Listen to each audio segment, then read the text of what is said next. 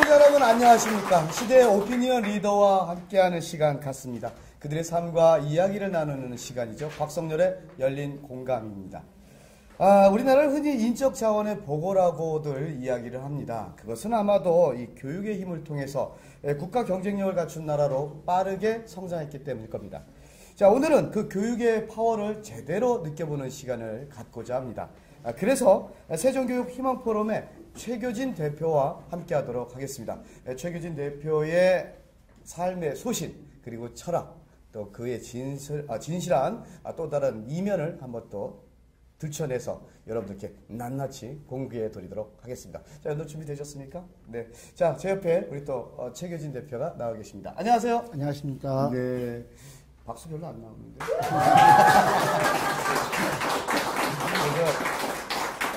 다음부터는요, 네. 이제 지원군을 좀 교육을 시켜서 이렇게 좀 나오셔야 되겠습니다. 자, 먼저 우리, 시청자 여러분들과 또 우리 또 세종 시민들을 위해서 인사 부탁드리겠습니다. 네, 안녕하세요. 세종 시민 여러분, 그리고 세종TV 시청자 여러분, 반갑습니다. 2014년 갑오년이 밝았습니다. 갑오년을 청마의 해라고 하더군요. 120년 전이나 한국전쟁 직후였던 60년 전이나 생각해보면 갑오년은 매번 변화의 해였고 혁신의 해였고 새로운 세계를 시작하는 해였습니다. 특히 우리 세종시에 그래서 청마의 해 갑오년은 남다르다는 생각이 듭니다. 올 한 해 여러분 가정 모두 삶터 일터 다 행운이 가득하시고 건강하시고 행복한, 그리고 여러분의 꿈이 변화 발전하면서 실현되는 그런 한 해가 되기를 소망합니다. 반갑습니다.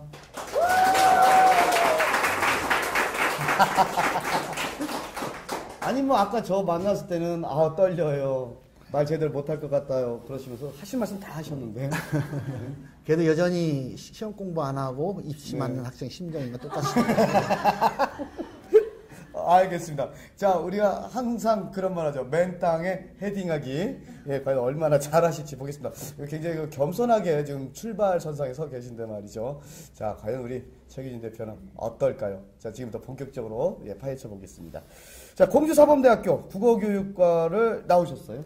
예, 나왔고 교사의 인생을 그다음부터 시작을 했는데 교사, 선생님. 네. 천직이라 생각하고 처음부터 선택하신 겁니까? 그렇지만 그렇진 않았습니다. 그렇진 않아요. 예, 그때 가정 형편과 제 그 성적 이런 것 때문에 공주사대를 가게 됐었죠. 근데 그런 건 있었어요. 제가 중학교, 고등학교 다닐 때 좀 가정 사정이나 여러 가지가 순탄치 못했습니다. 집안 형편이 어렵기도 했고 시골에서 서울로 중학교 유학을 갔는데 부모님하고 있을 때와 다르게 상당히 자유가 주어진 가운데 정말 만화방이 너무 가고 싶은 거예요. 만화방. 좋죠. 그래서 거의 만화방에 나오는 모든 걸 다 섭렵하고 하다 보니까. 저 무협소설도. 그렇죠. 무협소설까지 이제 때니까 중학교 3학년이 다 끝나더라고요. 그렇죠. 중학교 때 성적도 바닥이었죠. 그러다가 가정 형편으로 수업료를 제때 못 내가지고 서무과에 자주 불려갔습니다. 심지어는 그 학교 등교 정지를 받기도 하고 그랬거든요. 그런데 수업료를 못 내서요? 예. 그런데 담임선생님이 왜 안 내냐? 넌 왜 이렇게 공부를 못하냐? 이렇게 꾸지람을 하시는데 한 번만 우리 집에 와서 우리 사는 이 모양을 보면 이해를 하실 수도 있을 텐데 한 번도 안 오시고 그러시는 거예요. 그래서 내가 선생님이 되면 정말 그 성적이 나쁘다는 것만으로 아이를 꾸중하거나 아이들이 준비물이 안 됐다는 걸 꾸중하기보다는 아이들이 직접 찾아가서 이 아이는 왜 이렇게 됐는가 이걸 이해하는 그런 선생님이 되겠다. 그런 생각을 했었습니다. 그렇게.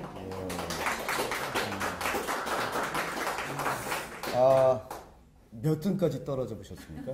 예. 몇 명 중에? 60명 모집하는데, 네. 그, 낙제해서 같이 다니는 1년 선배인데, 우리 동급생이 2명에서 한 반 62명이었어요. 네. 그때는 평균 60점이 안 되거나, 과락이 40점이 안 되는 과목이 있으면 낙제를 했습니다. 6급이죠. 59등 했습니다. 이야. 뭐 거의 꼴찌. 맞습니다. 예. 그런데 제 뒤에 있는 애들은 2학년 진급을 못했고요. 그러니까 네. 2학년 올라갔을 때는 전교에서 가장 꼴찌였던 셈입니다. 그렇죠. 예. 아, 근데 59등 전교에서 꼴찌를 했는데 그래도 공주 사범대학교 여기도 약한 데는 아니잖아요. 중학교 때 얘기고요. 고등학교 가서는 좀 공부했습니다. 아, 그러니까 고등학교 가서 좀 하시고. 예, 예. 급하니까요. 아, 그래도 이게 중학교 때 59등 하면 고등학교 때 올라가서 성적 올리기가 어려운데. 그래도 어떻게 또 열심히 하셨네요. 예. 예. 아, 뭐, 그래요. 이 교육 경력이라는 게 모든 것을 다 말해주진 않죠. 어떻습니까? 이 강산이 4번이나 변할 만큼 현장에서 그야말로, 최교진 하면 다양한 경험을 했다. 교육의 현장에 여러 면에서 했다. 이렇게 얘기를 하는데, 교육자로 살아온 인생 이야기만 먼저 듣겠습니다. 교육자로 살아온 인생 이야기. 뭐, 그렇게 긴 기간이 아니었다는 얘기를 제가 언뜻 들었습니다. 처음 가르쳐 본 건 대학 1학년 때였습니다. 대학 1학년 때. 대학 1학년 때 야학을 하는데 갔는데요.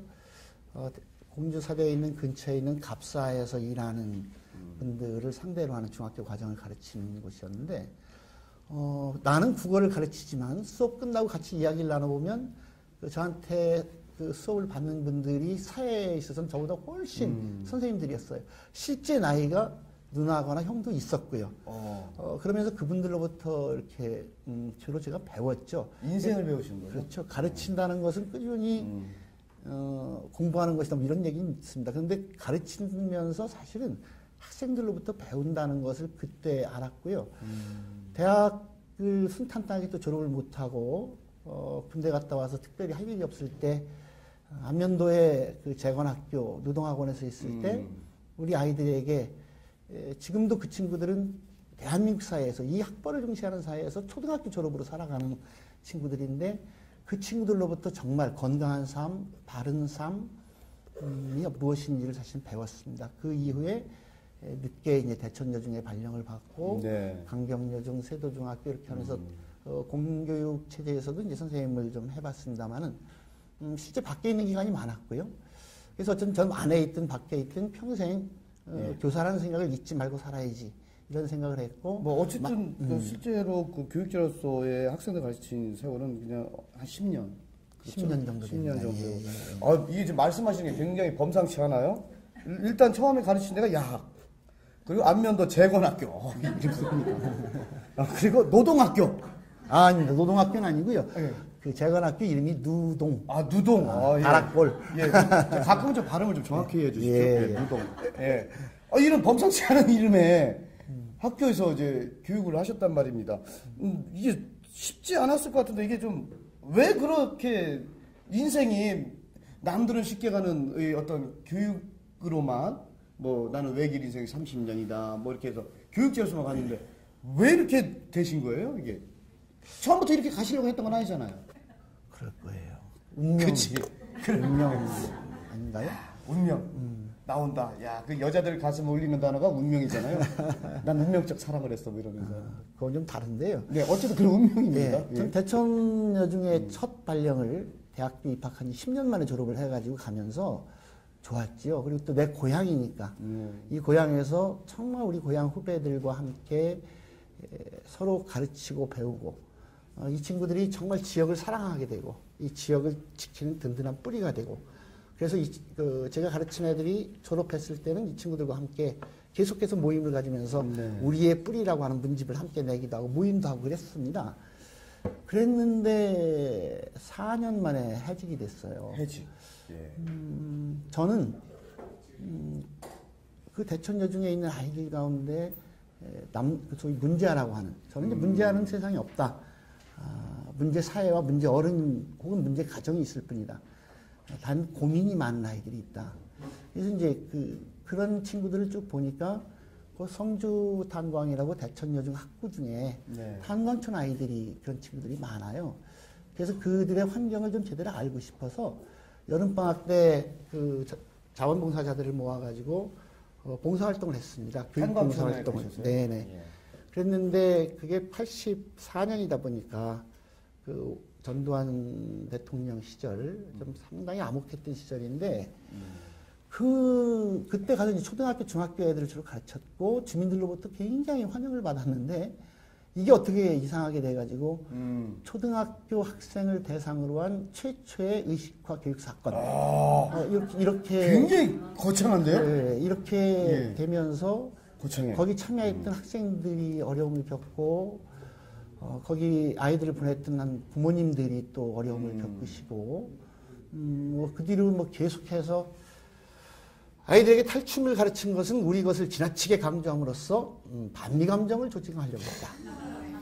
우리 아이들에게 평상시 그 고아원이나 근처에 있었던 정신박약학교나 이런 곳에 매월 봉사활동을 간 것은 사회의 어두운 곳을 강조함으로써 사회 불만 의식을 아이들에게 가르치려고 했다. 뭐 이런 식으로 도저히 이해할 수 없고 상상할 수 없는 이유를 들이대가지고 의식화 사건으로 몰아가는 거예요. 그 매도가 되는 거죠. 그렇죠. 이걸 저 혼자 견디는 일 같으면 견디겠는데 이게 우리 아이들이 어려움을 겪으니까 못 견디겠더라고요. 그래서 첫 번째 해직이 됐었죠. 예. 그러면은 뭐 어쨌든 해직도 됐다가 복직도 됐다.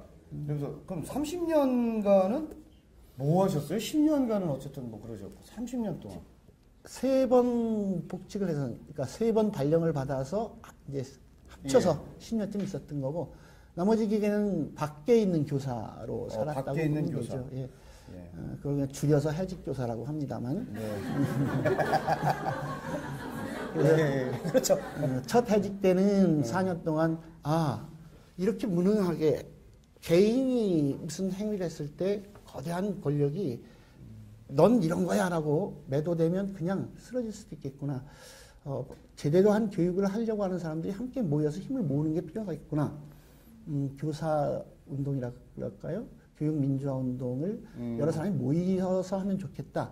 그래서 제가 해직되고 나서 그런 필요성을 같이 공유하고 후배들과 함께 YMCA 중등교육자협의회, 그다음에 그 민주교육실천협의회, 그다음에 전국교사협의회 이런 식으로 조직을 했고 그런 과정에 87년 6월 항쟁을 겪고 나서 복직이 됐었죠.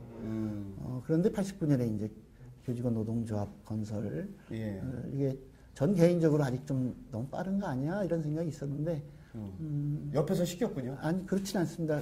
이 전국적으로 대연대에서 어쨌든 학기로 결정이 돼서 다시 앞장서고 책임지고 복직한 지 1년이 채 안 됐는데 10달 만에 다시 해직이 됐어요. 그때는 참 싫었습니다.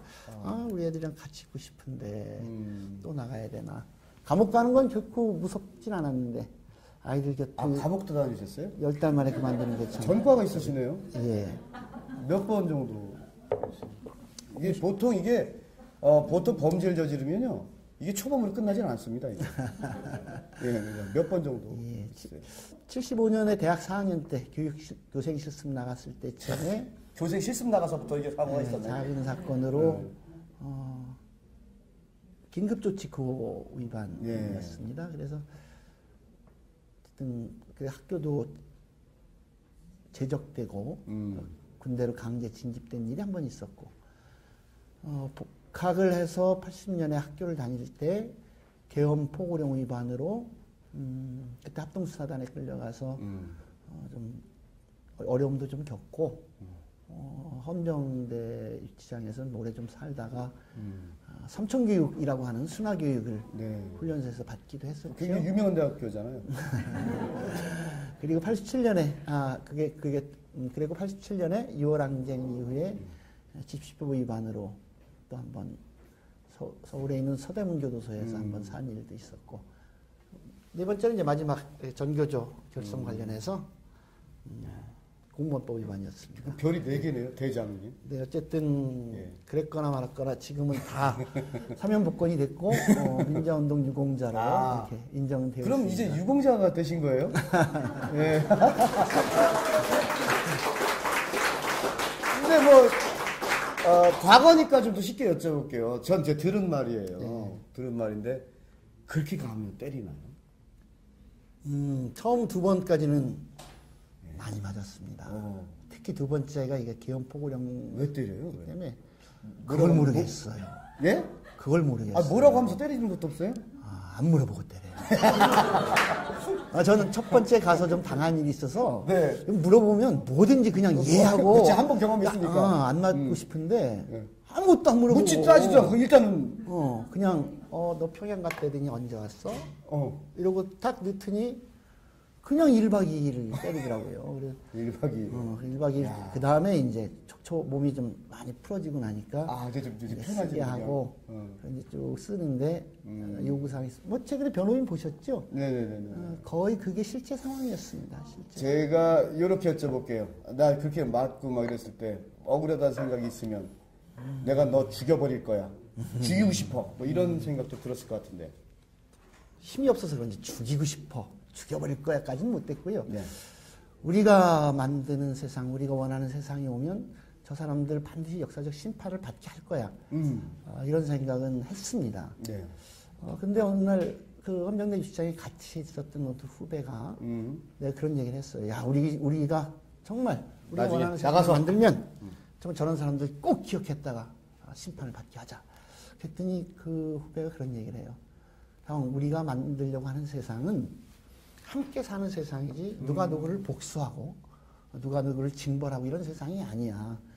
우리와 다른 길을 걸었다고 해서 설사 잘못이 있다고 했을 때 용서해야지. 그에게 복수를 하면 누군가가 또 세상이 또 변화됐을 때 우리에게 또 복수를 할 테고 그런 거 아니고 우리가 지금 잊고 이해하고 복수하지 말고 그러니까 함께 포용하고 인정하고 살아가야 되는 게 우리가 만든 세상 아닐까 이렇게 얘기를 하더라고요. 뭉클했고 좀 부끄러웠습니다. 다행히 그 후에 제가 선생님이 된 거죠. 그래서 그 대천여중에 첫 발령 받은 게 그 다음에였으니까요. 그래서 학교에 있으면서 늘 그런 생각을 했습니다. 우리 교실에서부터 서로 다른 것을 좀 인정하자. 우리 아이들이 자기 자신을 소중히 여기고 내가 소중한 만큼 내 옆에 있는 친구가 소중하다는 것을 나와 다르지만 인정하는 그런 교실을 만들자. 이 교실이 커지면 그게 사회가 아니겠는가. 공부 잘하는 아이는 공부 잘하니까 존중받아야 하지만 공부는 못하지만 춤을 좋아하는 아이, 만화를 좋아하는 아이, 그림을 좋아하는 아이, 노라이를 좋아하는 아이 각자 다른 특성들을 서로 존중해주고 서로 어우러지는 사회. 그래서 저는 학교에 있을 때 아이들에게 매년 그런 숙제를 냈어요. 올 한 해 니들이 그냥 예습하는 건 좋지만 특별한 숙제는 없다. 단 내 친구의 장점, 나 이외에 우리 반 나머지 친구의 쟤는 무엇에서 1등인가를 내 친구 1등 찾기 이것을 늘 시켰어요. 그래서 연말에 한 해 동안 자기 친구의 1등을 가장 많이 찾은 친구한테 이렇게 선물도 나누고 이러면서 더불어 사는 것, 나를 소중히 여기고 나만큼 내 친구가 소중하다는 것을 늘 잊지 않고 사는 것, 이런 걸 하게 됐어요. 처음에 감옥을 다녀왔는데.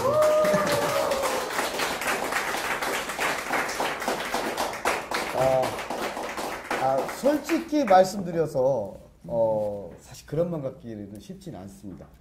그죠? 내가 당한 게 있으면 돌려주고 싶고 모든 게 인지상정이라는 단어를 갖고 이야기를 하면 근데 그 후배분이 굉장히 그 하나의 그럼 좀 일종 멘토가 되겠네요. 우리 최규진 대표께는요. 예, 그럼요. 저한테는 큰 스승입니다. 근데 그 친구가 그 후에 한 번 더 안 좋은 조직 사건에 연루돼서 모진 고문을 한 번 더 세게 당하고 나서 생각이 바뀌었어요? 아니요. 지금 정상적인 사회생활을 못하고 그렇게 지내고 있습니다. 그래서 많이 안타깝죠. 그런 분들이 많이 있습니다. 다시 변호인을 보면 그런 일을 당한 친구들이 정상적인 사회생활을 뒤늦게라도 하는 최근에 언론 보면 이제 거기 변호인 당시 그 실제 사건이었던 고고석 선생이나 이런 분들 이제 저 잘하는 분들인데 그런 분들도 계시지만 그 과정에서 돌아가신 분도 계시고요. 그 받은 상처로 인해서 정신적인 상처로 인해서 정상적인 사회생활을 못 하시는 분들도 꽤 계세요. 그런데 그 저에게 첫 스승이 된 그 후배가 그런 희생자 중에 하나입니다. 네. 아니 근데 제가 저 얼굴 보기 거북하세요? 좀 맞은데 좀 여기 카메라도 좀 봐주시고 저도 좀 봐주세요. 제가 이게 열린 공감하면서요. 네. 이렇게 제가 배척되면서 나 어디 보고 하는지 모르겠어요, 제가. 아까 어떤 분이 네. 여기를 봐야 된다고 그래서 시키는 대로 한 거예요. 알았습니다. 누가? 아, 그 교육은 역시 시키면 시킨 대로 가는 거군요. 제대로 교육이 됐네요, 여기는. 예. 자, 다시 교육 가겠습니다. 네. 예, 저 카메라도 보시고 저도 좀 가끔 봐주세요. 네, 알겠습니다. 이게 저도 사람 바꾸고 싶어요. 네. 너무 잘생기셔가지고 예. 쳐다보면 제가 질투감이 자꾸 생기는 것 같아서 좀. 아유. 아, 저 최규진 대표가 사람 또 기분 맞출 줄도 아네요. 저도 기분 좋습니다. 예. 그래서 그런가요? 그 말씀 속에서, 저 느낌을 알았어요. 아주 짧은 그런 기간 동안 학생들을 가르쳤지만, 정말 그 여전히 많은 제자들이 우리 또 최규진 대표님을, 따르고, 존경하고 사랑한다라는 얘기를 들었었는데, 과연 이유가 뭘까 했었거든요. 근데 그런 이유가 있네요. 아니면 제가 잘못 본 건가요? 아마 그런 걸 거예요. 대개 정상적으로 선생님 하시는 게 30년. 저도 좀 봐주면서 이렇게 하세요. 하시잖아요. 근데 저는 정말 한 기간이 얼마 안 되기 때문에 예. 제자가 얼마 안 되니까 소중하지요. 그래서 그 아이들하고 어떻게든지 끈을 놓지 네. 않으려고 아이들과 헤어진 후에도 소통을 늘 합니다. 옛날엔 편지를 주고받았고 그 다음에 세상이 바뀌는 거에 따라서 이제 메일을 주고받기도 하고 예. 요즘 같으면 그 페이스북이나 카톡 이런 걸 통해서도 소통을 하고 늘 서로 이렇게 소통을 하면서 지내니까 안 잊어주는 거겠죠. 네. 그런 걸 겁니다. 특별히 뭐 특별히 잘해서가 그런 건 아니고 없고요. 다른 네. 선생님들보다 뭐 특별하진 않다. 예. 예. 특별할 게 없죠. 대한민국 선생님들 다 좋으시거든요. 오. 대한민국 선생님들 누구나 우리 아이들한테 존경받고 싶어 하고요. 아이들에게 존경받는 교육을 하고 싶어 하시죠. 단지 처음에 다 그런 열정을 가지고 했는데 그러지 못하게 하는 여러 가지 상황이나 체제 이런 것 때문에 지쳐서 더러 부모님들이 보시기에나 우리 선생님들이 뭐 혹시 사명감명 떨어진 거 아니야? 이런 우려를 낳게 하는 경우도 없지는 않습니다만 그래도 그 선생님들 저는 대한민국 선생님들 누구나 정말 우리 아이를 사랑하고 아이들에게 존경받는다면 어떤 일이든지 하실 마음의 태세가 늘 되어 있는 분들이라고 저는 생각합니다. 굉장히 강한 의도로. 예. 강한 의도로 말씀을 하셨어요. 그렇다면 말이죠. 그 흔히들 그 최규진 대표를 이제 진보적 성향을 갖고 있는 교육감 후보다 뭐 이렇게 예정자다 얘기를 합니다. 지금 하신 말씀이 똑같이 보수적 성향을 갖고 있는 선생님들에게도 적용이 되겠습니까? 그럼요. 당연히 그렇지요. 저는 이게 교육을 보수 진보 이렇게 나누는 게 타당한가 생각을 자체가 해요. 좀 우습기도 한 거죠. 현재 있는 교육 시스템을 일정하게 좀 새롭게 바꿔보자라고 하는 개혁적인 인사를 굳이 그걸 진보라고 해야 하나? 적어도 공교육 체제에서는 교과서를 가지고 가르칩니다. 그렇죠. 교과서는 기본적으로 일정한 사회적 합의가 완전히 되어 있고 그것을 교과서를 발행할 때까지의 과정이 충분히 있어요. 그것을 가르칠 뿐입니다. 이것 바깥을 가르치지 않거든요.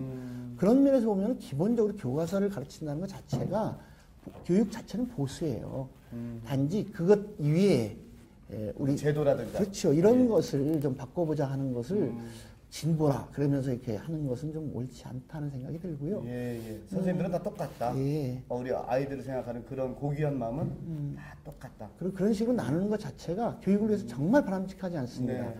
제가 89년도에 어쨌든 해직돼서 전교조 결성됐을 때요. 감옥 갔다 와서 제일 가슴 아팠던 게 우리는 대한민국 교육을 바르게 하기 위해서 우리가 좀 당분간 희생을 당하더라도 그게 그때 1,500명이나 해직되지 않았습니까?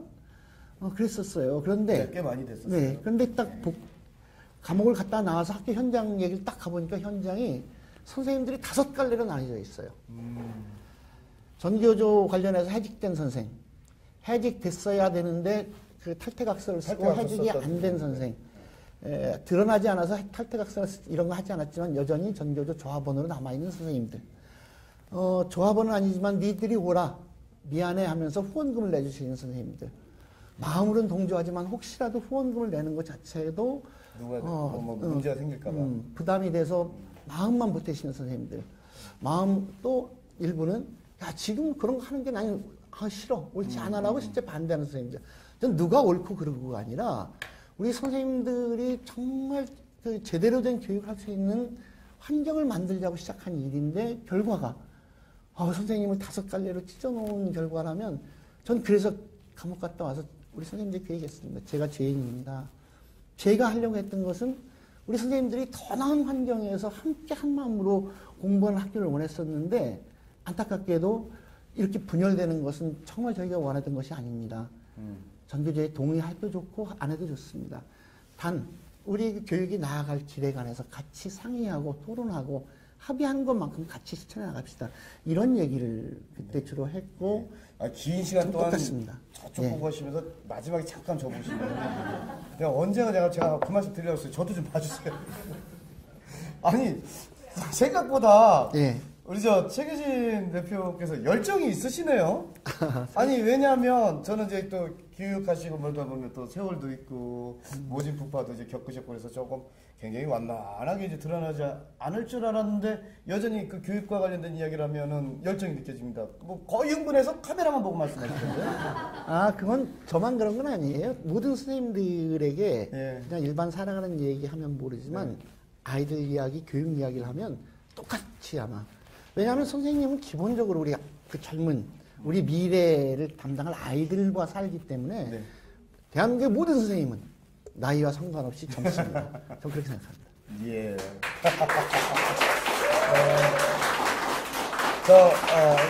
선생님, 저 다음 질문에 앞서서요. 아까 말씀하셨잖아요. 문제안은 없다. 각각 재능이 다 다르고 그런데 저한테 질투하지 마시고요. 잘생겼지만 조금씩 더 봐주세요. 계속 갈게요. 네. 자, 세종특별자치시에서 세종교육희망포럼 대표로서 이 아이들의 행복한 희망교육. 아이들의 행복한 희망교육. 그래서 굉장히 저는 뭘까 이게 고민을 좀 하고 왔거든요. 연구 중이시라고 하셨는데 어떻게 연구 성과는 좀 있는지요? 좀 알려주시죠. 연구 성과 연구하고 계시다면서요?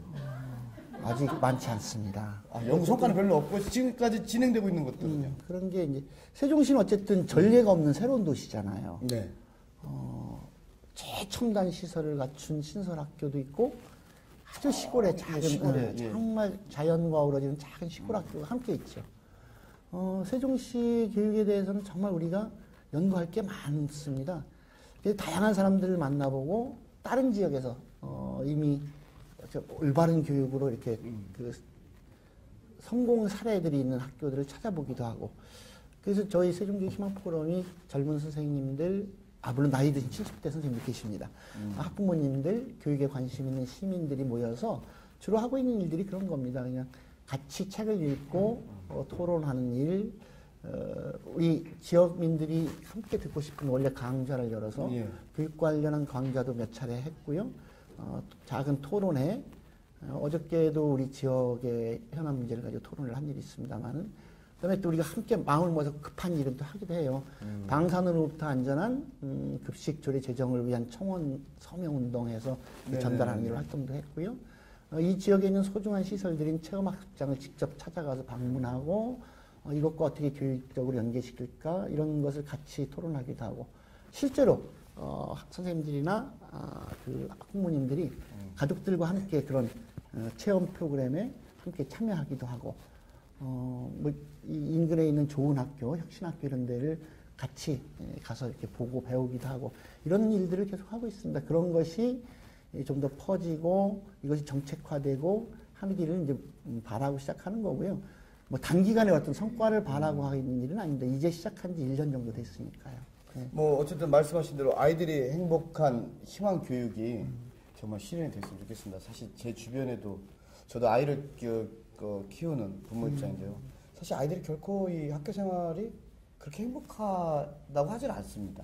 근데 좀 과연 그게 세종시가 나름대로 그게 실현이 된다면 좀 전국적으로 확산될 수 있는 여지도 있지 않겠습니까? 상징성이 있잖아요. 어쨌든 아이들이 행복해야 한다는 것이 전 세계 뿐만 아니라 대한민국 교육이 나아가야 될 궁극적인 목표 아니겠습니까? 이게 목표 아까 교육이 왜 해야 하는데 우리 아이들이 행복해야 합니다. 교육의 목적은. 그러기 위해서는 아이들 처지에서 교육 정책이 세워져야 된다는 생각이고요. 그 아이들은 특정한 아이가 아니라 우리 교육 대상인 아이들 모두가 되어야 된다고 하는 것이고요. 당연히 그 세종시에서부터 시작을 하는 게 아니라 다른 지역에서 했었던 사례를 여기는 단계적으로 학교가 늘어가거든요.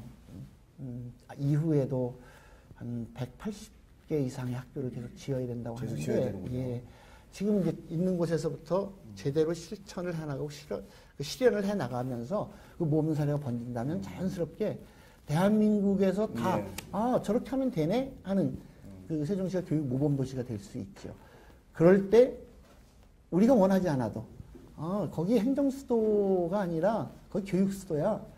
이렇게 타 시도에서 이야기할 수 있는 날이 오기를 저는 소망하는 거죠. 네. 예. 물 좀 드시고요.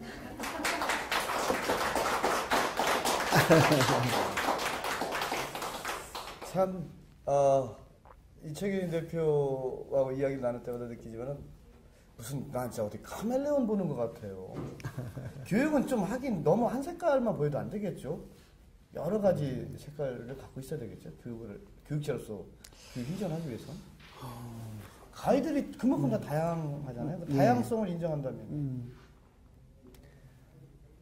지금 어떤가요?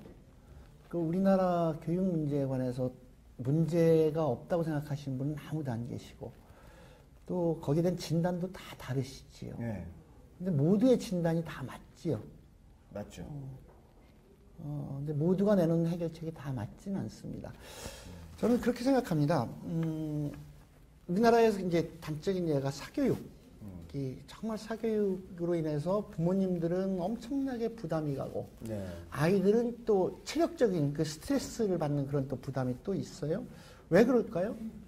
교육이 아이들이 행복하고 부모님이 불안하지 않아야 되는데, 아이들은 불안하고 부모님은 불안해요. 네. 부모님이 불안하시기 때문에 사교육으로 이 공교육의 문제를 보완하고 싶어 하시는 거거든요. 핀란드와 우리나라를 비교해 보면 핀란드 아이들과 우리 아이들의 학력이 거의 차이가 없습니다. 우리 아이들의 학력이 굉장히 높습니다. 근데 핀란드 아이들과 우리 아이들의 결정적인 차이는 핀란드 아이들은 행복하다는 거예요. 학교 생활이. 그러니까 개학이 기다려지는 학생들인 개학이. 거죠. 네. 근데 우리는 방학이 기다리잖아요. 네. 사실 학교에 있는 시간이 기다려져요. 예. 불행하잖아요. 행복하지 않잖아요.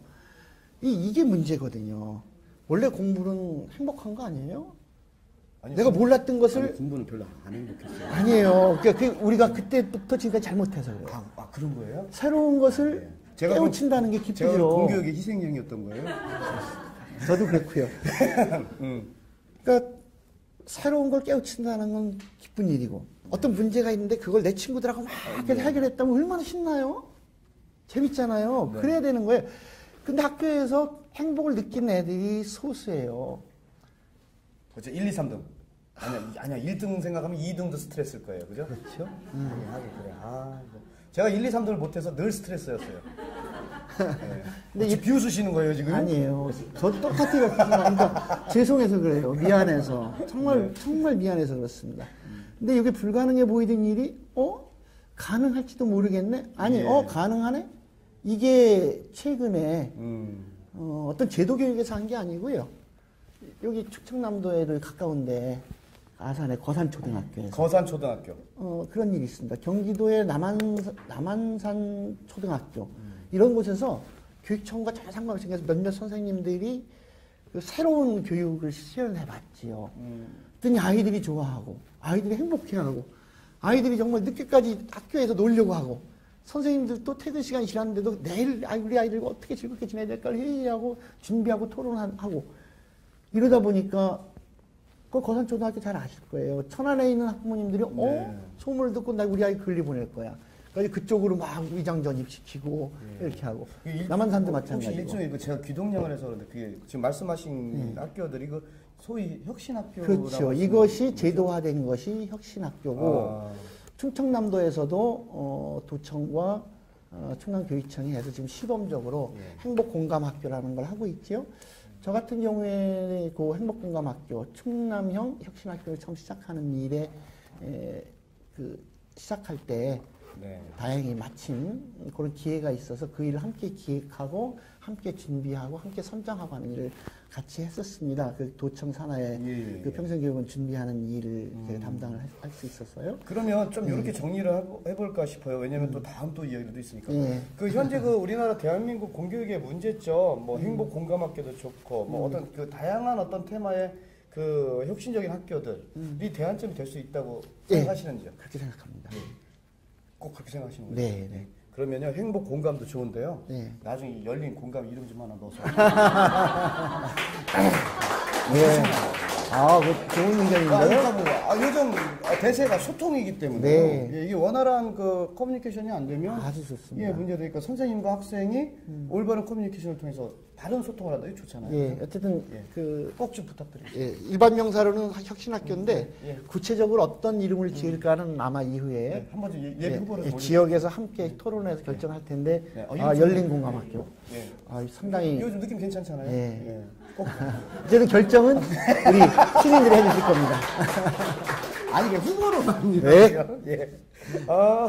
자 계속해서 토크 콘서트 진행하도록 하겠습니다.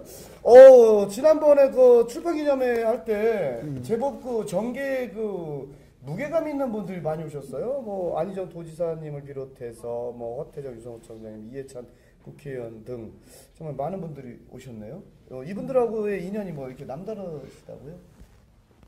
그 밖에 있는 기간 동안 주로 한 것이 민주화 운동, 시민사회 운동, 상식이 통하는 사회를 네. 위한 운동, 사람이 사람답게 사는 세상을 위한 네. 활동, 더 좋은 민주주의의 실현을 위한 활동 이런 걸 네. 하는 과정에서 만난 친구들, 후배들 이런 분들이 늘 같이 서로 이제 응원해 주셨군요. 예, 존중하며 살게 된. 그래서 뭐 그때 했던 책인가요? 예. 사랑이 뛰노는 학교를 꿈꾸다. 예. 사랑이죠? 네. 예, 저 사람인가 또. 예, 사랑입니다. 예, 사랑이 뛰노는 학교를 꿈꾸다. 사랑이 어떻게 뛰는 거죠? 사람이 예. 사랑을 나누면서 예. 사는 세상 자체가 사랑이 뛰노는 세상 아닐까요? 예. 이런 세상 아직 못 살아봤어요. 예. 좋네요. 어떤 내용들로 이렇게 담으셨어요? 사실은 그냥 특별히 기획한 건 아니고요. 제가 살면서 만난 우리 제자들에 대한 부끄러운 네. 반성문 또는 나를 가르쳐준 세상을 살면서 만난 수많은 스승들에 대한 역시 참회하는 마음의 반성문. 제가 밖에 있으면서 우리 아이들을 그리워하면서 썼던 밖에서 한 종례의 일부 이런 것을 그냥 묶었습니다. 예. 전체적으로는 좀 부끄러운 책이지요. 뭐. 예, 반성문이군요. 네. 하지만 뭐 미래를 설계하는 데 있어서 현실에 대한 또 과거에 대한 반성이 없으면 사실 미래에 대한 어떤 제도약이나 사실 그걸 나갈 수는 없는 거죠, 그죠? 그 과거들이 발목 잡을 테니까 말입니다. 반성을 하는 까닭이 반성을 통해서 네. 그걸 뛰어넘은 더 나은 미래를 향해서 가겠다고 하는 다짐. 그렇죠. 학교 다닐 때 문제 일으키면 반성문 왜 쓰게 해요? 저 많이 썼어요. 예, 지난번 잘못한 것을 반성문으로 정리하고 네. 새롭게 나아가자고 하는 것이니까 물론 부끄럽지만 그것은 이제 더 열심히 살아가겠습니다 하는 그런 다짐이고 약속이고 작은 몸짓이라고 할 수 있겠죠. 예. 예. 자, 교육자이십니다. 여쭤볼게요. 요즘 그 창조경제의 일환으로서 그 창의적 인재의 필요성, 그것이 좀 더 이제 당연하다. 이게 좀 가꿔야 되지 않겠냐라는 얘기를 합니다. 이를 위해서는 또 어떤 교육정책을 좀 고민하고 계신지요?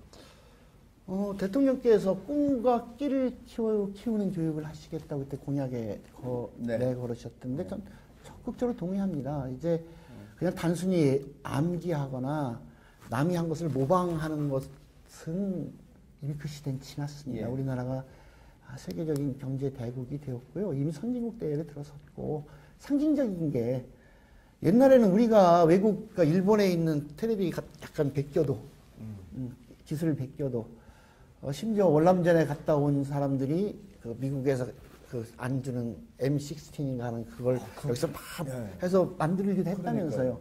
그때 소송 안 걸렸어요. 근데 요즘에는 삼성에서 아주 작은 기술의 변화만 있어도 애플과 네. 세계적 소송이 걸립니다. 맞아요. 이것은 우리 기술이 세계 최고 1등, 2등에 들어갔다는 거예요. 그렇죠. 그런 경쟁 가운데 들어가 있는 속에서 암기하고 남이 거 모방하는 건 아닌 거죠.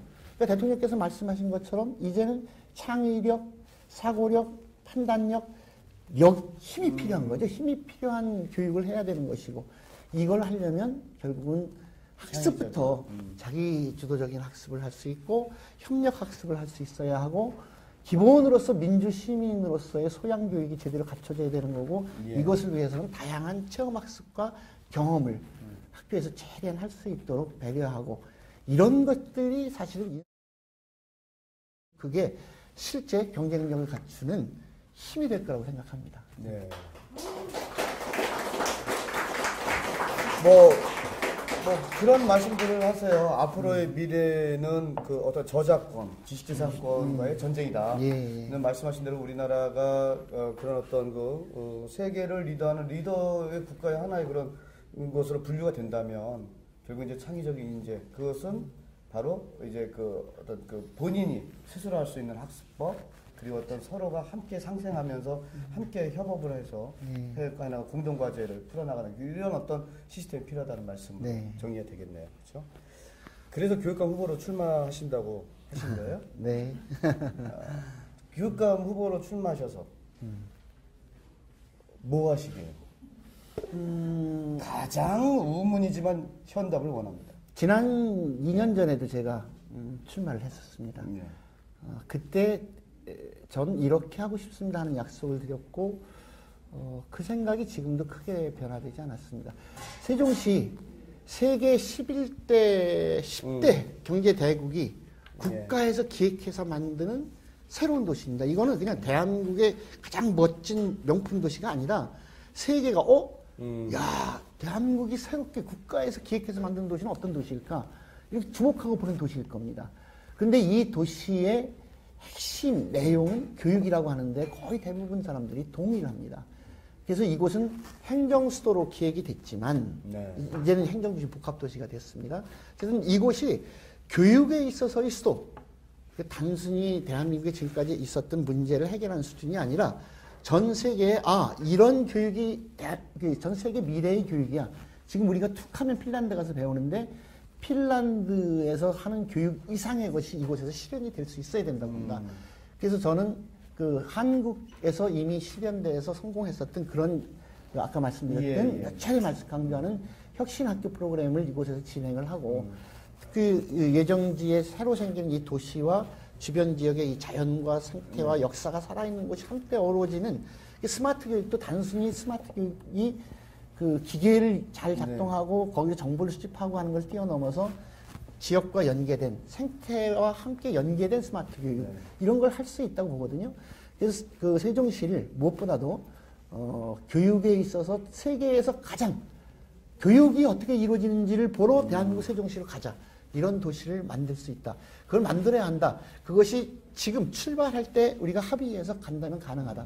물론 지금 현실적으로 나타나는 작은 문제들이 있습니다. 부모님들이 걱정하시는 문제들이 있죠.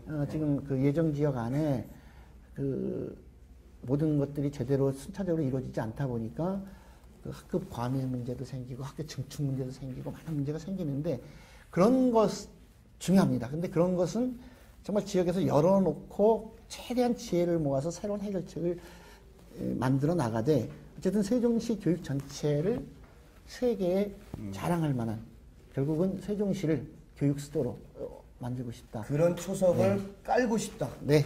그게 바로 이제 우리 또 최규진 대표의 꿈이군요. 네, 그렇습니다. 예.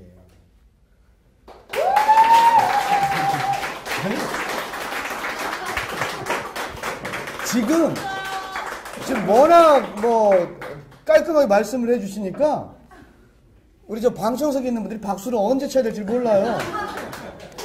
예. 그냥 아무 때나 치시면 돼요. 예. 자, 지금까지 너무 이제 좀 굉장히 열정적인 이야기들을 했던 것 같아요. 조금 좀 편안한 얘기들 좀 해볼까 싶은데요. 물도 좀 드시고요. 네. 지금 굉장히 심장박독수가 올라가셨거든요. 예. 다 드셨네요. 예. 제가 물 좀. 이게 저 1시간이기 때문에요. 예. 이제 마라톤으로 따지면 이게 굉장히 그 장기 레이스입니다. 예, 요즘 힘의 안배를 하시고요. 아직 괜찮으시죠? 예. 예, 이제 저 전반전 끝났습니다. 예, 후반전 가겠습니다. 우리 저 인간 최규진, 네, 그 옛날 추억 속으로 한번 빠져보겠습니다. 뭐 아까도 언뜻 살짝 들었습니다만 모범생은 아니었다. 뭐 이렇게 결론 내릴 수 있겠습니다. 근데 다 그러셨겠지만 아니 다 그랬던 건 아니에요. 초등학교 때 아니. 네. 초등학교 때는 모범생이었습니다. 분명히. 그래서 이제 서울로 유학까지 가게 됐는데 중학교 때 질풍 중학교 노도의 시기를 때 거쳐서 조금 좀 자유롭게 살았다. 공부 이외의 것에 좀 몰두를 했다. 예. 그게 사실 문제는 아니지 않습니까? 학교 공부를 잘 안 한 건 사실이지만 그 시간에 다른 친구들이 보지 못하는 만화를 다 받고 만화 도움이 되셨어요? 그럼요. 아 그러니까 지금 살아오시는데 그럼요. 그 만화책하고 그 무협 소설이 지금 도움이 됐다고 말씀하시는 거예요? 무협 소설 뭐 장풍 쏘는 게 지금 도움이 되십니까? 그런 것보다도 성적이 가장 바닥에 네. 있어 봤기 때문에 선생을 네. 그 교사를 하면서 바닥에 있는 아이의 마음을 이해할 수 있어요. 혹시 그러면 그런 얘기 들어보면 철사장 아십니까? 알죠. 능공답법. 아시는 군기 조심. 아이, 그건 기초입니다, 기초. 야, 간만에 저 동시를 만났습니다. 오, 그러시군요. 아무튼 뭐 그런 소설 어떻게 보면 상상력은 좀 잘 컸던 것 같아요.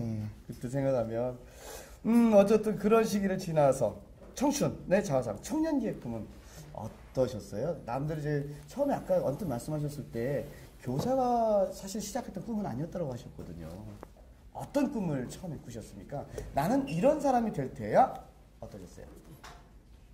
청년기하고 그게 같은 건가요? 대학을 가게 되는 보통 것이 옛날에 보면 고등학교 정도의 그런 꿈을 정하잖아요. 고등학교 때 네. 사실 제가 고등학교 때 꿈을 꾸지 못했어요. 정말 집안이 어려워서 그 고등학교 3년 내내 고학을 했습니다. 학교에서 당시 그 학생들이 많이 보던 진학이라는 잡지와 학원이라는 잡지를 학교 안에서 팔아서 그 수익금으로 학교를 다녀야 했거든요. 그래서 어쨌든 대학을 가고 부자가 되고 싶다. 그치. 안정적이니까. 맞아. 가난하면 부자가 꿈이에요. 네. 평범한 직장인. 네. 부모님은 시골에 사셨으니까 우리 땐 다 그랬어요. 판검사해라. 다 그랬는데 제가 보니까 판검사 할 만큼 공부를 잘할 것 같지는 않고 그냥 평범한 직장인. 부자를 꿈꾸는. 그렇죠. 그러니까 뭐 엄청난 부자가 아니라 사는데 불편함이 없는 네. 그런 정도의 생각을 했었기 때문에 그래서 사범대학을 가게 됐을 때도 또 나름대로 의미 있고 그래서 뭐 크게 실망하거나 네. 이러지 않고 자연스럽게 갈 수 있었던 거죠. 예. 만약에 평범한 직장인으로 해서 부자의 꿈을 꿨다면 아주 작지만 부자의 꿈은 이뤘을 것 같으세요? 아니겠죠? 아니니까 이 길로 왔겠죠? 제가 봐도 그래요. 그건 아니셨을 것 같아요. 네. 이게 과거 얘기를 하다 보면, 이제 좀, 누구나 겪었던 어려움이겠지만, 사실 또, 앞을 상처를 자꾸 건드리는 것 같아서 제가 좀 죄송해서 더 이상 좀 여쭙긴 그렇고요. 우리 최규진 대표의 부인께서도 선생님이시죠? 예. 33년간 교사 생활을 마치고 지금 명예퇴직한 상태입니다. 예, 명예퇴직을요? 예. 그 명예퇴직하는데 우리 최규진 대표께서 결정적인 역할을 하셨다면서요? 그렇지 않습니다. 그건 전혀 오해고요. 뭘 그렇다고 얘기하시던데요. 아까 제 사모님 만났어요. 아니, 50견이 와서. 50견이 와서 명예퇴직을 합니까? 예. 50견이 와서 명예퇴직을 신청을 하세요? 맞습니다. 그러니까 잠깐만요. 예. 잠깐만. 이게 그래도 방송인데 그게 자꾸 가만히 있어봐. 사모님, 어디 계시죠? 네, 저기 계시네. 네. 사모님 한번 여쭤볼게요. 50견 때문에 명예 퇴직을 신청하셨어요? 네. 아니, 이게 얘기가 맞는 거예요? 아니, 왜요? 왜? 50견이 생각보다 되게 힘든 병이에요. 네. 밤에 잠을 못 자고 새벽에 이제 출근을 하잖아요. 네.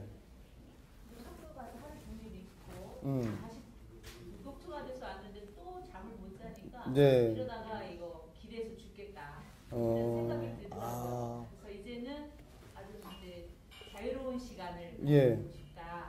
그리고 명예퇴직을 하게 된 거예요. 아니 근데 2012년이죠. 2월 22일 날. 네. 그 남편분 그 교육감 후보로 나왔을 때 떨어졌잖아요. 네. 떨어졌잖아요. 뭐 사실인데 뭐 그때 뭐 도와달라고 때를 써서 아니요 그런 건 아니고요. 예. 제 이 방송 용어가 맞는지 모르지만 제 팔자가 아. 남편을 끝없이 도와주는 그런 팔자인가 봐요. 네. 그래서 결국은 퇴직한 다음에 제가 자유롭게 좀 쉬면서 하고 싶은 일을 하면서 살고 싶었는데 네. 또 이렇게 선거에 휘말리고 네. 50견 때문에 명예퇴직을 신청했는데 네. 남편 되시는 우리 최규진 대표 때문에 50견이 더 악화됐겠어요.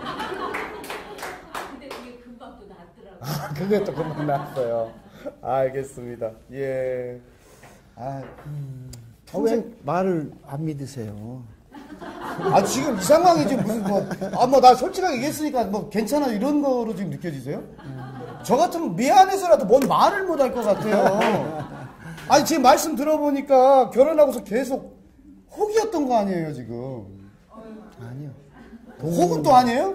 동지였죠. 동지. 예. 참 말이 좋아 동지지 뭐 거의 부인이다 일하고서 바깥에서 일할 땐 돈 안 받으셨을 거 아니에요? 안 받는 때가 많았죠. 도봐. 동지다라는 말씀하셨을 때는 분명한 이유가 있습니다. 왜 동지라고 생각하십니까?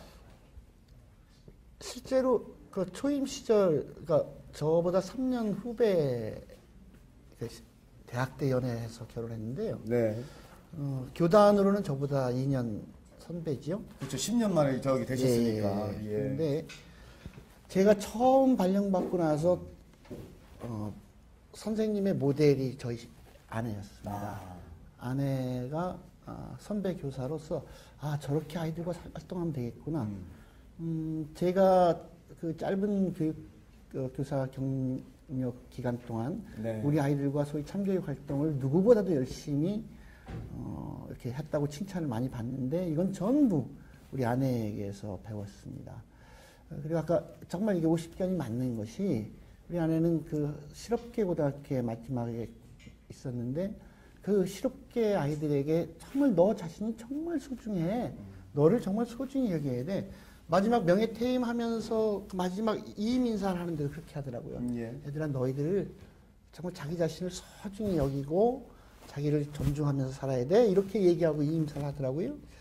그렇게 어쨌든 교단에 있고 아이들에게 교사인 것을 자랑스러워했던 사람인데 50견이 오니까 아까 잠깐 얘기한 것처럼 너무 힘들어서 내가 아이들 앞에 서는 것이 짜증날지도 모른다. 짜증난다는 거는 그거는 아이들에게 또 다른 그렇죠. 영향을 줄 수 있다. 그래서 명퇴를 하게 됐어요. 그런데 그때 마침 제가 이제 출마를 하게 돼서 왜 하필 오해를 받는 거죠.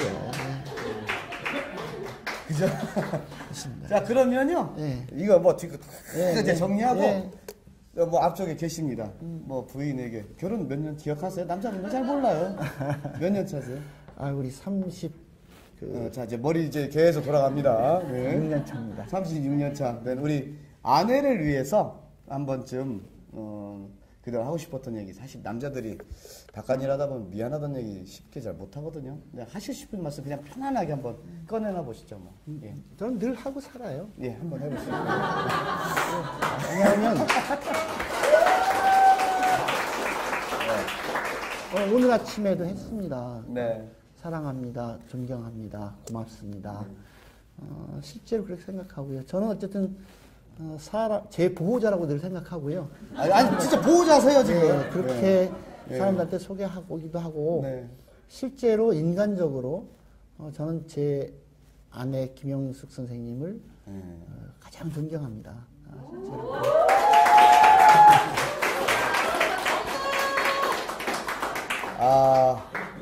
이 정도면 말이에요. 진짜 우리 최규진 대표는 처세술의 달인이야. 예. 진심이 안 보이셨나요?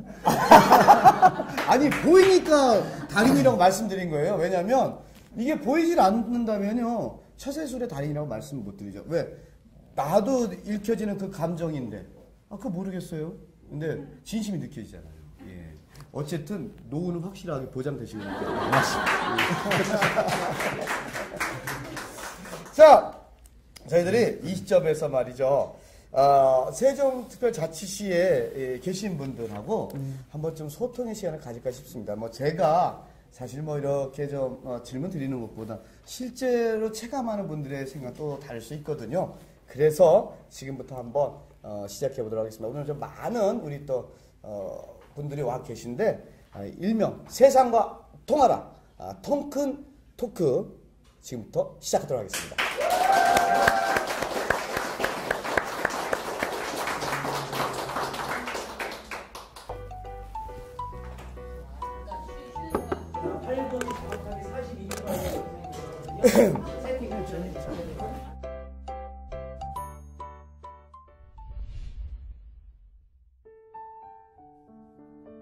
하늘을 나르는 민들레 꽃이에요.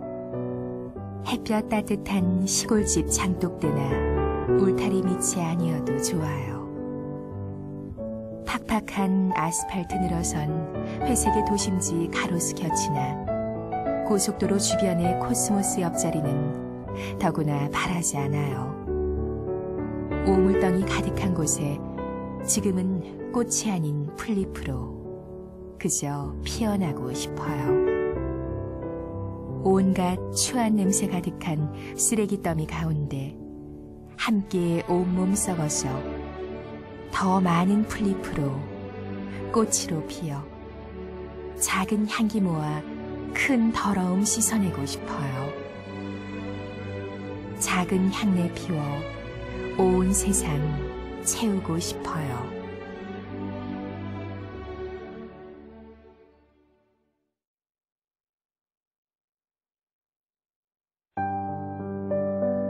(1981년) 교단에 부임한 이후 나는 늘 아이들의 스승이고자 노력했습니다. 그런데 지금 와 생각해보면 오늘의 나를 있게 한 것은 결국 아이들이었습니다. 아이들이 나의 스승이 되었던 셈입니다. 그 중에서 아직까지 뇌리에서 지워지지 않는 아픈 생채기 같은 이야기가 있습니다. 초임교사 시절 안면도의 어느 학교 점심시간이었습니다. 어느 날 윤석이라는 아이가 2,500원을 가져왔습니다. 웬 돈이냐고 묻자 밀린 육성회비라고 대답합니다. 그런데 나와 우리 반 아이들은 그 돈이 며칠 전 정화가 잃어버린 돈이라고 생각했습니다. 이를 알아차린 윤석이가 학교를 나오지 않았습니다.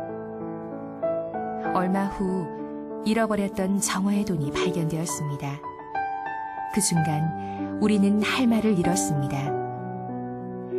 결국 나와 우리 반 아이들 모두는 윤석이 집으로 찾아가서 사죄를 하였습니다.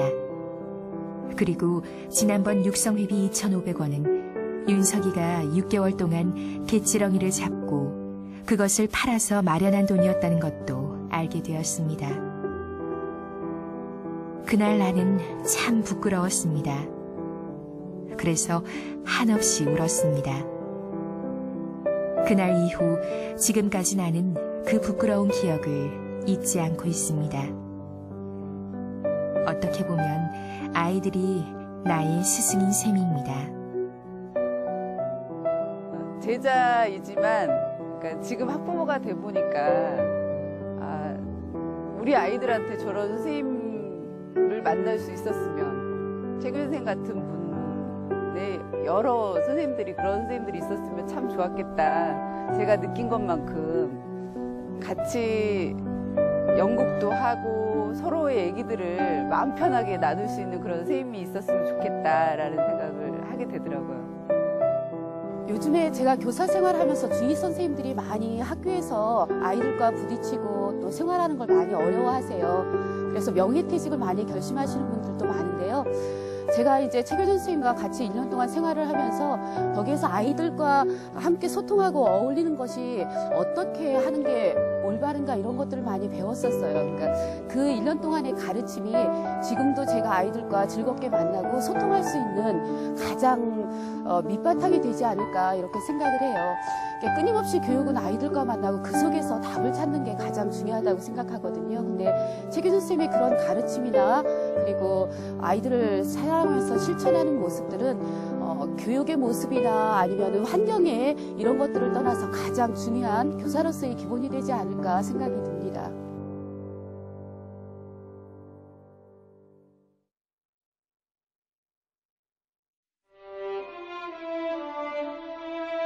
나에게 스승은 또 있습니다. 잔소리쟁이 다락골 누이, 열정을 불사르고 하늘로 떠난 이순덕, 그림자만 스쳐도 가슴이 설레던 문익화 목사님, 생각만 해도 가슴 먹먹해지는 오원진, 그리고 이호덕 선생님, 나와 만났던 수많은 사람들, 모두가 오늘의 나를 있게 한 스승입니다. 손녀딸을 자전거 뒤에 태우고 밀짚 모자를 쓴 채 시골길을 달리는 전직 대통령. 가다가 논에서 일하는 마을 사람들과 어울려 막걸리 한 잔 나눠 마시며 이야기 나누는 전직 대통령. 나에게 그는 역시 큰 스승입니다. 깨어있는 시민의 조직된 힘이 민주주의의 최후의 보루라는 깨우침을 주신 그분은 나의 동지이자 스승입니다.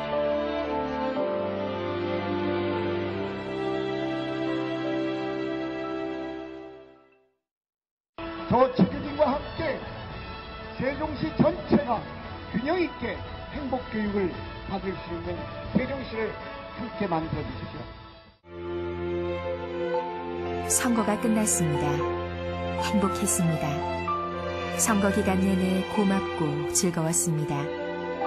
우리 캠프 모두 할 수 있는 최선을 다했습니다. 그리고 우리는 결과와 관계없이 약속대로 날마다 이기는 선거를 치렀습니다. 세종 시민과 함께했기 때문입니다. 그래서 아쉬움이나 후회는 없습니다. 그저 과정에서 받은 그 많은 정성과 사랑을 어떻게 갚으며 살 수 있나 걱정이 따를 뿐입니다. 그리고 오늘 그 걱정은 아직도 진행형입니다. 행복한 세종교육을 위한 나의 의무가 아직 완성되지 않았기 때문이기도 합니다. 그 의무를 반드시 다할 것입니다. 오늘 이 자리에 계신 여러분들과 함께.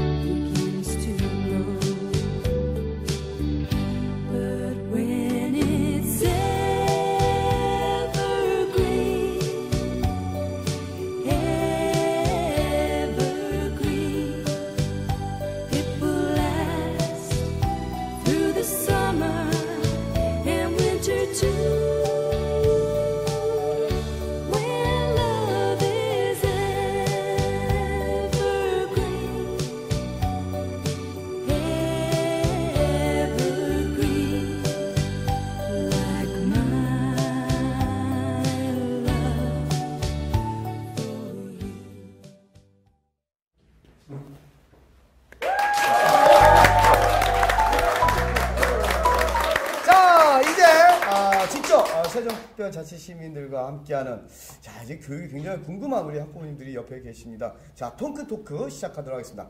자 어떤 질문이 나올지 굉장히 또 기대가 됩니다. 예, 거의 뭐 이건 뭐 폭탄 같은 질문들이거든요. 자 첫 번째 질문 어느 분이 해주시겠습니까? 제가 네 좋습니다. 예 해주시죠. 네. 저 앉아서 네네네 괜찮아요. 예. 선생님 뵈니까 저 고등학교 때 의사님도 떠오르고 그러는데요. 그 선생님 교사 하시던 시절에 특별히 기억에 남는 제자와의 인연이 있으시다면 좀 기억에 남는 걸 저희한테 좀 말씀 좀 해주셨으면 하고 부탁드립니다. 예. 제자와의 인연하면 저는 이상한 상상이 들어요. 제가 워낙 발령을 늦게 받아서 에피소드? 이상한 건 없고요. 아픈 얘기가 많이 있습니다. 그 중에 하나만. 네. 제 사태에 두 번째구나. 우리 반에 그때 당시 제가 있던 학교가 대천여중이 전체가 12학급이었어요. 한 학급이 60명씩 720명이 넘는 학생이었습니다. 근데 우리 반에 정말 공부를 잘하는 애기가 있었어요. 선자라고. 늘 720명 중에 1등 했습니다. 근데 그때는 거의 뭐 2달에 한 번씩 시험을 보는데 9월인가 치른 시험에서 이 친구가 전체에서 12등인가 했어요. 그래도 반이 12반이니까 어느 반인가 갔으면 1등이었을 거예요. 근데 우리 반에는 그때 마침 시험 잘 본 애가 있어서 우리 학급에서 2등, 전체에서 12등을 했습니다. 언제나 1등 하던 아이가 12등을 했다 그러니까 선생님들이 과목 선생님들마다 우리 선자 어쩌다 이렇게 됐어? 실수했네? 이러면서 쉽게 편하게 말씀하셨어요. 다 칭찬을 해주는데 성적표 주는 날까지 이 담임이라는 선생님께서 내가 한마디도 위로를 하지 않았어요. 잘할 수도 있고 다음에 잘 보면 되지. 근데 막상 성적표를 주는데 그냥 줬죠. 그냥 쭉 줬는데 얘가 울기 시작하는 거예요. 그래서 왜 울어? 그때 그냥 울어요. 울지 마. 근데 우리 반에는 언제나 750명 중에서 꼴찌하던 애가 있었거든요. 주식이라고. 야, 꼴찌한 애도 안 우는데, 전교 꼴찌도 안 우는데, 전교 12등 한 애가 울으면, 야, 정말 12등 한 것이 울 정도면 13등 한 애는 더 크게 울어야 되고, 이러면 꼴찌한 애는 죽으란 말이냐, 이씨. 나도 모르게 그냥 화가 났어요. 그래가지고, 제가 교단에 있으면서 딱 한 번입니다. 그 어린 여학생 따기를 때렸어요. 아프지요. 너무 때리고 나서 아차 싶었지만 어쨌든 때렸어요. 그리고 그 아이는 나를 매우 싫어했어요. 싫어할 수밖에 없겠어요. 무슨 담임이라는 담임 선생님이 자기를 따뜻하게 격려하고 일하고 다음에 잘할 수 있어야 되는데 내가 위로는 못 해줄 망정? 그랬어요. 근데 나중에 그 친구가 지금 서울에서 국어 선생님을 하고 있습니다. 국어를 가르치셨는데 예, 그러니까 그 친구가 정말 그게 막 화가 났었대요. 내가 이렇게 정말 마음에 상처를 입었을 때 무슨 선생님이 위로도 안 해주고 이래가지고 내가 꼭 국어 선생님이 돼서 그런 나쁜 선생님이 안 돼야지 하고 생각을 하고 사범대학 국어과를 진학을 했대요. 그런데 그 교사 발령이 되고 그리고 나서 그때 선생님이 나를 왜 때렸나를 이해하게 됐다고 합니다. 제가 어렵게 전교조 활동을 하고 나 해직 때 서울에 있을 때 그 친구 서울에 있는데 그때 만나서 저 선생님 굉장히 오래 미워했어요.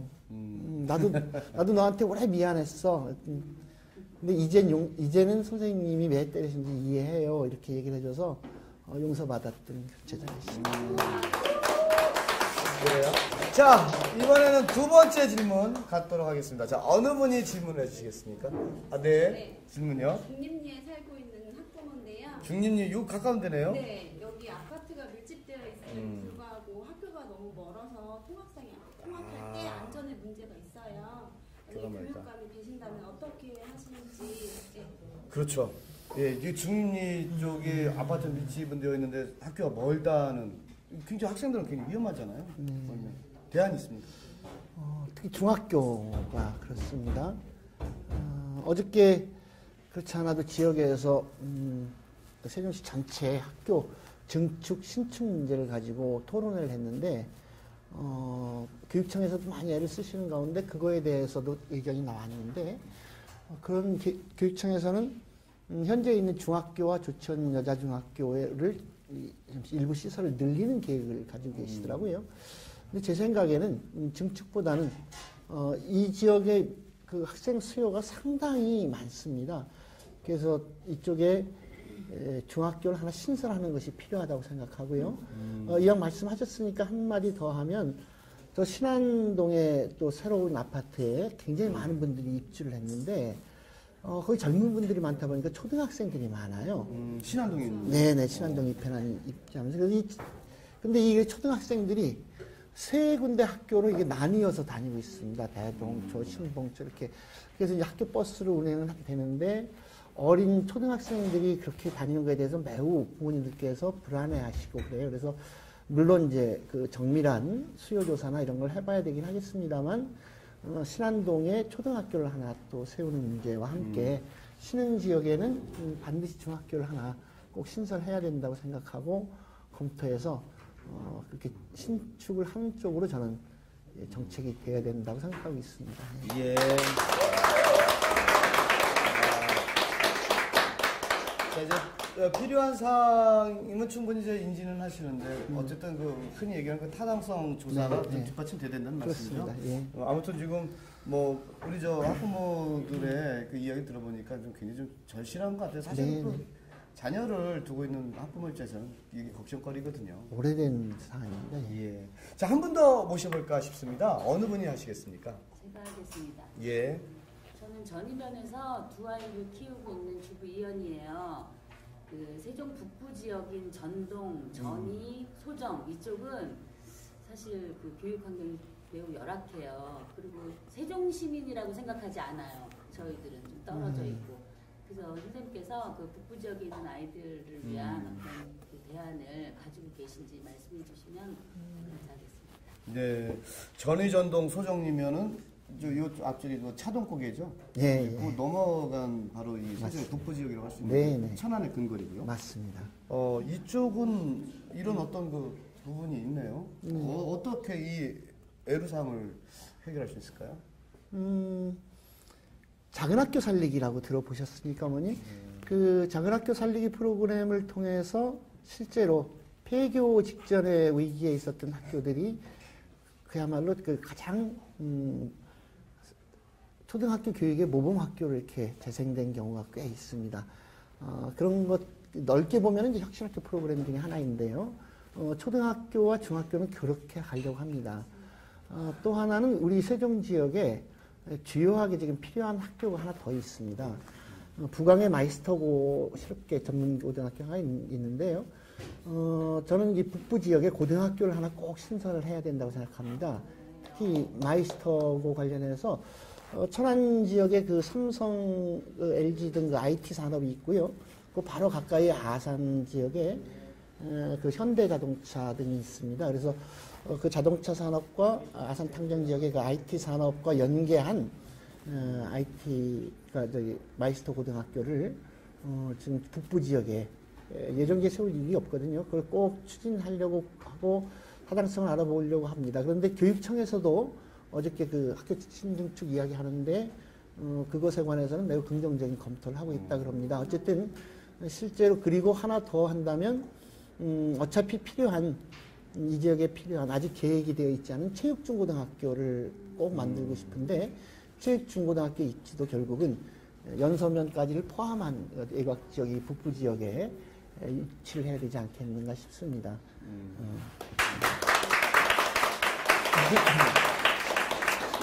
글쎄요, 뭐 원하는 바대로 우리 저 주민 여러분들이 원하는 바대로 정말 우리 아이들이 행복할 수 있는 그런 교육 여건이 또 최규진 대표가 이야기하신 대로 좀 잘 좀 실현됐으면 하는 바람도 같습니다.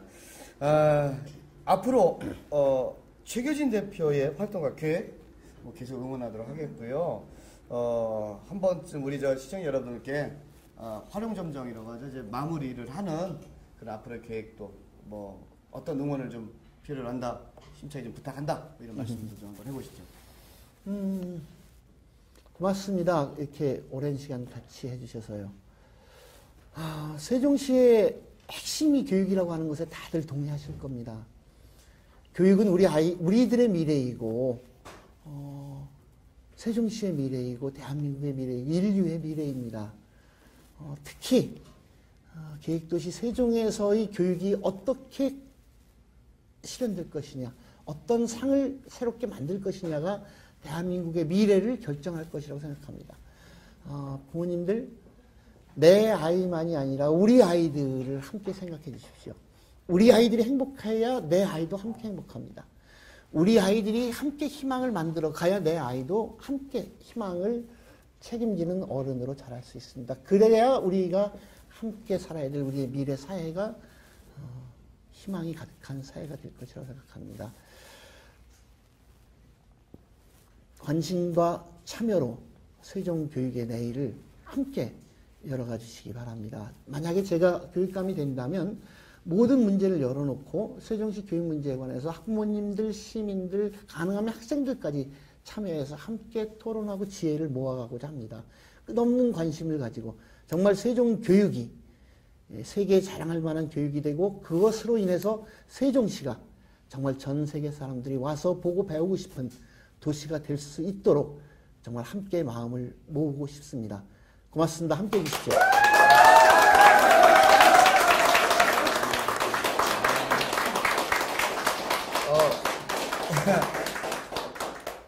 저와 함께 그 토크호스트를 하신 분들이 그런 말씀 하시더라고요. 정말 1시간 동안 시원하게 내가 하고 싶은 얘기 다 했다. 다 하셨는지요? 좀 아시는데요. 네. 자, 앞으로 이 최규진 대표의 활동과 계획 여러분들 많이 응원해 주시고요. 오늘 소중한 시간 함께 해 주셔서 감사드립니다. 고맙습니다. 고맙습니다. 자, 오늘은 희망찬 세종교육을 위해 힘차게 뛰고 있는 세종교육 희망포럼 최규진 대표와 함께 했습니다. 자, 다음 시간에도 오늘을 사는 오피니언 리더, 과연 누가 될지요 모르겠습니다만 시청자 여러분들과 함께 찾아뵙겠습니다. 여러분 고맙습니다.